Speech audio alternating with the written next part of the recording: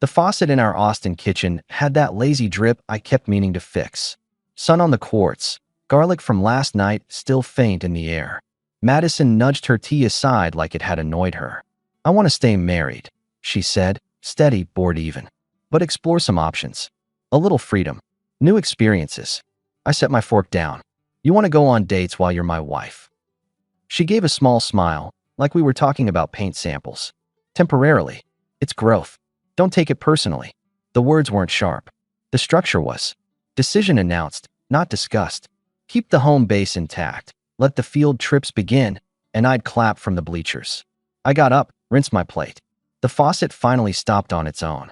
"You're asking me to bless your crisis," I told her. Turn myself into a safety net. "No, I'm not a man on hold." She blinked, annoyed that I'd stepped out of the script. "You're being dramatic. It's not about you." "That's convenient." I dried my hands on the dish towel, hung it straight. "You opened a door. It swings both ways. If I'd known where it was headed, I would have called a locksmith before lunch." She kept her tone even. "Let's be adults. I want a little space. You'll still be here. We're fine." "Noted." I slid my chair under the table. "I'll make adjustments." "What kind of adjustments?" "You'll see." She rolled her eyes and reached for her phone. "Don't turn this into a thing. It already is a thing." I grabbed my keys. "I'll be back later." On the drive to my office, I hit the bank. The teller knew me by name. I signed the transfer papers without small talk. My business accounts were mine. Our joint account stayed funded for the essentials we'd agreed on when we were us. Groceries, utilities, the dog walker. Everything else moved to new, clean lines. I changed passwords on the business tools. Set new two-factor. Canceled the auto-ship wine subscription she liked that I paid for out of habit. Not a punishment. Accounting. By noon, the messages started. Her. "Why can't I log into the joint?" Me. "Essentials are covered. Personal discretionary is separate now." Her. "That's controlling." Me. "That's boundaries." "You opened a door. I opened a ledger." At 2. Another. "We're still married. Why would you isolate funds?" I called her. "Because you asked for freedom. Freedom has overhead. You handle yours. I'll handle mine." "So you punish me?" "Madison, if I wanted to punish, you'd know. This is me staying sane." She went quiet, hunting for a better frame. I said temporarily. "I heard you. I'm not a child. I'm not asking permission. That's clear." I ended the call first. I like clarity in business. Turns out I like it at home too. By evening, she stood in the doorway of my office, leaning on the frame like a playful detective. "You're serious about this separate money thing?" "I am." "You're still eating what I cook?" "If you're cooking because you want to eat, sure." I looked away from the screen. "If you're cooking to stay in control, order takeout. I'll pay my share." She moved a picture frame, then moved it back. "You're overreacting." "To your freedom?" "To the logistics." "Logistics keep people honest," I said. "They make choices visible." Her lips thinned. "You don't get to punish me for wanting more. Stop trying to sell more as a virtue while it costs me respect." She crossed her arms. "We'll talk later." We just did. The next morning I posted, "Single again. Not broken, just adjusting." I didn't tag her. I didn't write a manifesto. The thing was barely a sentence. Within an hour, my phone was vibrating off the desk. Texts from friends I'd known since high school, from guys I'd coached their kids with, from a vendor in San Antonio who'd once watched me talk down a contractor and had apparently been waiting for me to remember who I was. "You good? Proud of you for drawing a line. Come by the shop if you need to get out of the house. About time you stopped apologizing for breathing." The support didn't fix anything, but it exposed my blind spot. I wasn't crazy. "Madison, on cue. Take that down. That's humiliating." I replied, "It's neutral. It's not about you. You're blowing up our privacy. It's my status, not your PR." She called twice. I let it go to voicemail. When I finally picked up, she didn't say hello. "Do you have any idea how that looks?" She was clipped, voice pitched for control. "Like I'm adjusting," I said. "Which I am. You're trying to turn people against me." "I don't need to turn anyone. They know me." She exhaled, a sharp hiss. "You want a list of who texted me? You want me to read it? I want you to stop pretending I'm your communications director." "What does that even mean?" "It means you don't get the image without the work. I'm still your wife.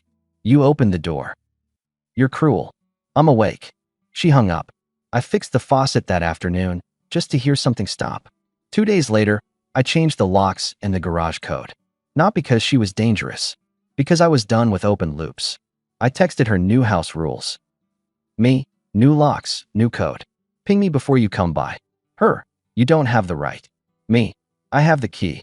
Her, I'm your wife. Me, you were. You're choosing something else. She showed up that evening with the old key anyway.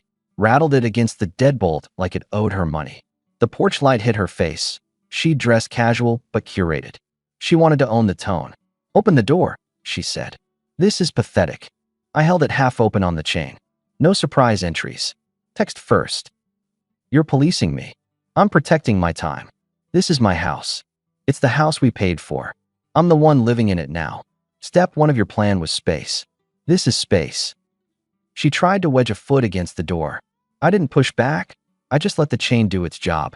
You're going to regret this, she told me. You're going to chase me once you calm down. Doubt it, I said. I'm finally rested. She stood there long enough to make her point, then left. The porch light clicked itself off a minute after she was gone. Brooke, my younger sister, called that night. She'd always had a way of getting straight to it. You okay? She asked. I'm fine. You sound like a voicemail. I'm doing what I should have done a year ago. Good. Also, listen, my friend Jenna needs a place for a month. She's getting out of a bad setup. She's quiet and clean. You've got the guest suite. I'm not a rehab facility. She isn't asking for counseling.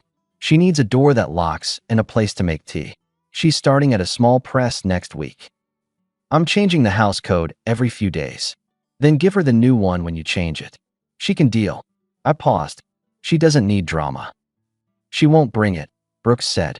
Say yes, or I'll put her in my living room, and you'll owe me forever. Fine. A month. Don't be a saint about it, she said. Just don't be an idiot. Jenna arrived with 2 suitcases and a tote of cookbooks. No speeches. No advice. She looked around the guest room and smiled like clean sheets were a miracle. Rent? She asked. Call it even if you keep the dishwasher loaded. That I can do. The first night, she made salmon and a salad without asking what I liked. The music was low and old. She poured me water, sat across, and didn't ask for my story.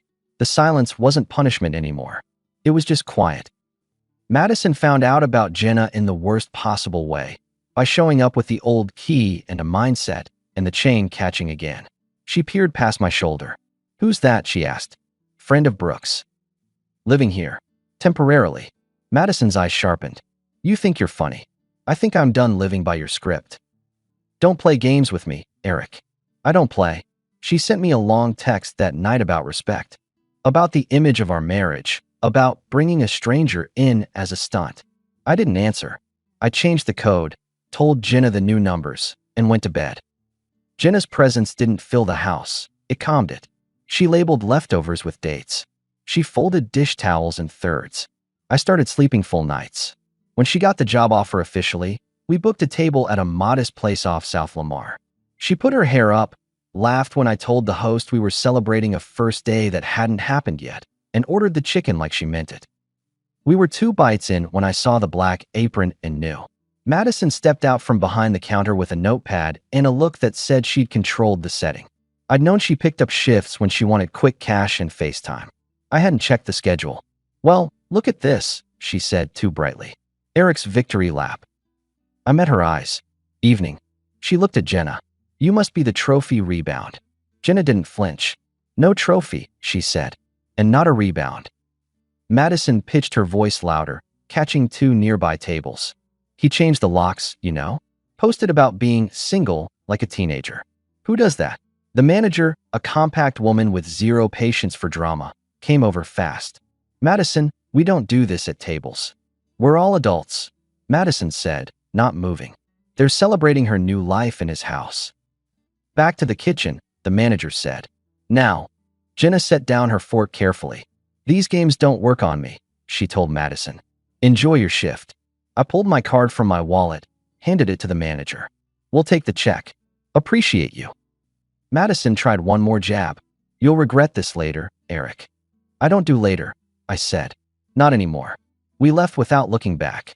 Outside, Jenna linked her arm through mine for exactly 3 steps, then let go. She'll try public again, she said. I know. Then we keep dinners simple. Deal. At home, I sat on the patio with a seltzer while Jenna sent her onboarding paperwork. Messages pinged. A buddy from my gym. Heard about the scene. You handled it clean. Another from Brooke. Proud of you for not taking the bait. Madison texted at midnight. You embarrassed me at work. I typed. You embarrassed yourself. Her. You're cruel. Me. I'm consistent. Her. Give me the garage code. Me. Text before you come. The next day was my away day at the workshop where I prototyped fixtures for clients. A place with sawdust, straight edges, and men who think with their hands. Leo, who rents a bay across from me, wandered over, wiped glue on his apron, and nodded at my phone. You look like someone is trying to sell you a timeshare, he said. Close. A future I don't want. You finally cut that loose? I'm in the process. Good. Because the guys liked you better before you started writing essays for every decision. I don't need a fan club. You need your spine. He grinned. Also, I'm stealing your clamp. Put it back. He didn't, but he laughed.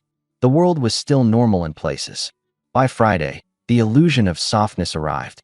Madison showed up at dusk with a bag of groceries like a peace envoy. She stood on the porch with rain on her jacket. I made you pasta, she said. Your favorite. I already ate, I said. You can have it tomorrow. I'm not storing gestures. She pushed the bag toward me. Can we just talk without you doing your calm robot act? You declared new rules, I said. I'm following them. She looked past me into the hallway like she expected Jenna to materialize and applaud. I miss you. Which version? The one who didn't weaponize money. I separated money. That's not a weapon. It's a line. She softened her face like a coach trying to get a kid back on the field. I'm saying I'm willing to reconsider the timing. There it is, I said. Timing. Fine. She snapped, the softness cracking. I'm saying maybe I pushed too fast. We could go slower. You're not easy, Eric. I'm not soft. She held out the bag again. I took it to end the scene. She waited for an invitation in that hesitation after a handoff. I didn't give it. She walked away with a parting shot. Don't let her move in. She already has a job, I said. She doesn't need my house to breathe. Right? She said, with a small smile that wasn't friendly. We'll see. The pasta was bland, but I ate it for breakfast. It's a habit. Use what's in front of you. Jenna smirked when she noticed the empty container. Diplomatic meal? She asked. Something like that.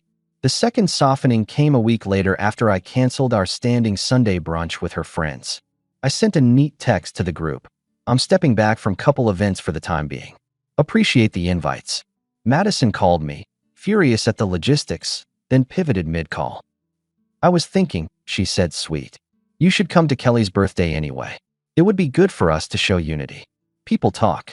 You want a photo? I said. I want us to be civil. You want your old mask. I'm not wearing it. You're impossible. I'm consistent. I went to Kelly's party anyway, for Kelly. We'd been at each other's cookouts for years. I wore a nice shirt, brought flowers, and arrived with Jenna because public clarity beats private spin. Brooke and her husband were there, surprised but supportive. Kelly hugged me like family and hugged Jenna like a good sport trying to read a room fast. Madison had already taken center stage, standing near the island, refilling glasses like she owned the event. The house was full of her circle, bright, talkative, and trained to perform concern. I kept my answers short. Yes, works good. Yes, the project downtown. No, not traveling much this quarter. Halfway through the evening, Madison crossed the room and dropped into my lap like it was a sitcom. Conversation stalled. You could feel people pretending not to watch. Missed my seat, she said, fake casual. Get up, I told her low. She tilted her head, sweet to the crowd. Oh, come on. We're still us. Jenna stood next to me, placed a hand on the back of the chair, and looked Madison in the eye. He's not a prize, she said. Madison didn't move. You're very confident for a guest. Brooke cut in from the side, voice cool. Madison off. Madison slid off my lap, but she didn't stand up. She perched on the arm of the chair instead, daring me to shift her. I did one better. I stood, set my drink on the counter, and moved across the room to talk to Kelly's husband about his smoker. Jenna followed without fuss. The room rebalanced around us. 2 minutes later, Madison left with a slam of cabinet doors that didn't belong to her. People saw. People remember what they see. On the way home, Jenna didn't ask for a debrief.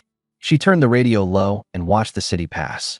At the house, she changed into sweats and folded laundry in front of a documentary about parks. I updated the garage code. When I finished, she looked up.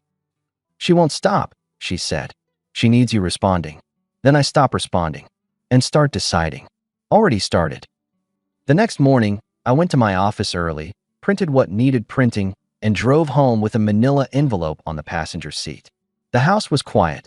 Jenna had left for her first day. Sun on quartz. Faucet behaving. I made coffee and sat at the table. At 9 on the dot, Madison knocked like a sales rep. I opened, stepped aside, and let her into the entry, not the living room. She dressed in neutral tones that read like a statement. "I'm reasonable." She held her phone like a mic. "I miss you," she said. "I messed up. You're lost right now." "I'm not lost," I said. "I'm done." "You can't be done. We're temporary." "Your plan was temporary," I said. "My respect isn't." "You're throwing everything away for her." "This isn't about Jenna," I said. I lifted the envelope from the console table and handed it to her. "These are filed. You'll get the official notice through proper channels, but I wanted you to hear it from me, in my house, while I'm calm." She didn't take it at first. Then she did, like it was hot. "You filed?" "I did." "You're insane." "I'm finished." "You think this is power." "I think this is the first honest thing we've done in months." "You're going to ruin your life." I already found it under the noise. She opened the envelope, saw the signatures, and froze. No shouting. No crying. Just the realization that the game board had been lifted. She tried one more angle. "You're throwing it all away because I wanted space?" "You wanted options and a soft landing," I said. "You can have one." She stared past me into the hallway, hunting for Jenna again. "You're doing this for her." "I'm doing this for me. You'll regret it." "I don't carry regrets," I said. "I carry keys." She put the envelope back on the table like it might stain her, lifted her chin, and left without slamming anything. When the door clicked, I let myself breathe like a man who'd finished a job, not like a soldier after a battle. Brooke came by that afternoon with coffee and a look. "You filed," she said. "I did." "She'll try to make it about optics." "She already did." "Good. Keep it boring." "Boring is safe." "I can do boring." 2 evenings later, my truck's gas cap hung at an odd angle. A neighbor, Mr. Alvarez, waved me over from his driveway, his face tight. "Hey man," he said. "Not my business, but I saw someone near your truck late." "Woman." "Hoodie." I told my wife to call it in if anything looked off. "Appreciate it," I said. I crouched, sniffed, and didn't smell anything sweet or sharp. "You catch a plate?" He shook his head. "Just be careful." I checked the security camera feed. A figure in a hoodie had hovered by the truck for a beat, then hustled away when a patrol car cruised past, looking for speeders. I sent the clip to my phone, logged it with the non-emergency line, and texted Madison something short. "Me. If you're trying to rattle me, pick a safer hobby." "Her. What are you talking about?"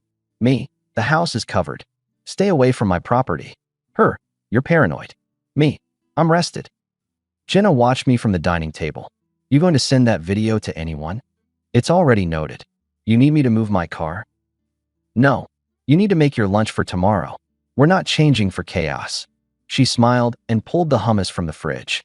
I didn't sleep badly that night. I slept like someone who trusts his locks. The next week, we ran into Madison again, not by accident this time. Kelly's husband invited a bunch of us to a backyard thing. Early fall, screens up for the game, kids in the grass. I went because life goes on. Jenna came because she'd learned my friends fast. She talked books with one of the moms and compared recipes with Kelly. I brought a simple salad that didn't compete with the smoked meat everyone pretended not to love too much. Madison arrived late, wearing the kind of smile that dares people to mention the weather. She worked the yard like a politician, light on her feet, offering apologies that weren't for anyone in particular. I stayed on the deck, poured myself a ginger ale, and took the last seat at the rail. She waited for the moment when Jenna was across the yard. Then she walked up, leaned close, and spoke under the music. "You're really going all the way with this." "All the way," I said. "You're going to be alone again," she said. "And you'll deserve it." "I like my own company." "You're cruel," she said softly, practicing for sympathy she'd collect later. "You made me into a story. I didn't write your lines." She straightened. You could stop this. Already stopped it. She left me with that and slid into a conversation near the grill. 10 minutes later, Jenna reappeared, pressed a hand between my shoulders, a brief, grounding touch, and then took it away. You ready to go? She asked. Yeah, I said. Let's keep the exits clean. On the way out, Madison tried one more theater piece. She stepped into our path like a crossing guard, raised her voice just enough for a semicircle to hear. You owe me an apology, Eric. For what? For making me look like the bad guy. I didn't make you look like anything. You replaced me before I was gone. I scanned the faces. Our world had eyes. You left before you walked out, I said. So I locked the door after you. Kelly's husband shifted, uncomfortable with the volume on his grass. Jenna looked at Madison without drama and said, I'm not your competition. Madison flinched at that more than anything I'd said. She wanted a triangle. She got a line. We left. By then I'd stopped warning. I started finishing. I met with a realtor to list the house for sale later, clean split, no theater. I booked movers for the guest room first, then the storage unit. I scheduled utilities to my name alone until the sale cleared. I called a mutual friend who sometimes played mediator and told him, calm and kind, to sit this one out. What happened to working it through, he asked. I did, I said. Working it through means finding the edge of it. I found it. Madison tried the third softening a week later. She stood on the porch in a drizzle, hair damp, voice low. I miss us, she said. I'm sorry. For what exactly? I asked. For pushing. That's not a behavior, I said. That's a label. For wanting what I wanted. There it is. She glanced past me again. Is she here? Not your business. Do you still love me? Love is not a hall pass. She put her hand on the door frame like memory would unlock it. Just let me in so we can talk where it's warm. This is warm enough. You won't even try. I tried, I said. You called it weakness. I call this recovery. She swallowed whatever line she had next, wrapped her arms tight like she finally felt the weather, and turned away. The day the official envelope arrived at her place, she sent a series of messages that read like storm bands. Anger, bargaining, the performance of sadness. I replied to exactly one. Her, you made me into a villain. Me, actions right roles. Her, you're not generous. Me, I'm not blind. The last push came at a happy hour for one of my clients. Neutral ground, public, work adjacent. I went because business isn't therapy and because I refused to hide. The bar was loud enough for cover, gentle enough for conversation. Leo showed up and clapped me on the shoulder. Look at you, vertical and hydrated. Set the bar low, I said. Set the bar firm, he corrected. Half an hour in, Madison appeared at the edge of the crowd. She scanned, found me, and beelined. She didn't ask if she could join. She slid into the circle and smiled like a guest host. Congratulations on your contract, she said, loud enough. I'm so proud of him. Leo raised an eyebrow. This for work or for show? Both, Madison said. She turned to me. We should get a photo. No. She tried a different tack, voice low. Just tell me what you need to stop this. I don't need anything. Everyone will forget this if you just slow down. People don't forget public behavior, I said. They just stop having to watch it. She stepped closer. Be decent. I am, I said, and let a bead hang. I'm giving you what you said you wanted, freedom. It just doesn't come with my wallet or my silence. She stared like I'd spoken a language she hated being forced to learn. Then she laughed, a short sound with no humor in it, and walked away. 10 minutes later, Leo bumped me with his elbow. You did good, he said. You kept your voice. That's the whole job. Feels small. It's big. Small as yelling. I walked home past the long blocks where people watered lawns and checked mailboxes like everything was always fine. At the house, the porch light came on clean. Jenna was reading on the couch with the window cracked. The air smelled like rosemary. You want dinner? She asked. I could eat. She didn't get up right away. She finished the page, marked it, and then stood. We made taco bowls with whatever was left in the fridge and ate without solving a single problem, because the problems were already solved. I posted once more, just to close the loop, moving forward. Grateful for the real ones. The messages were fewer this time, but deeper. Not pity. Respect. Older men who'd done this a decade earlier. Young guys who'd seen it at home and sworn never to repeat it. A cousin who wrote, Proud of you for not breaking and not breaking anything. Final day in the house. I packed the last box from the guest room. Jenna came in, looked around at the blank walls, and smiled. You ready? She asked. More than ready. We loaded the car. I took one last walk through. Kitchen, hallway, the spot on the floor where the dog used to slide when he tried to take the corner too fast. I locked the door and didn't look back. I moved to a place on the east side with clean lines and a garage that didn't try to boss the car. It isn't fancy. It's mine. I bought a used truck that runs smoother than it looks. I kept my mornings for the workshop and stopped saying yes to projects I resented. My evenings are quiet.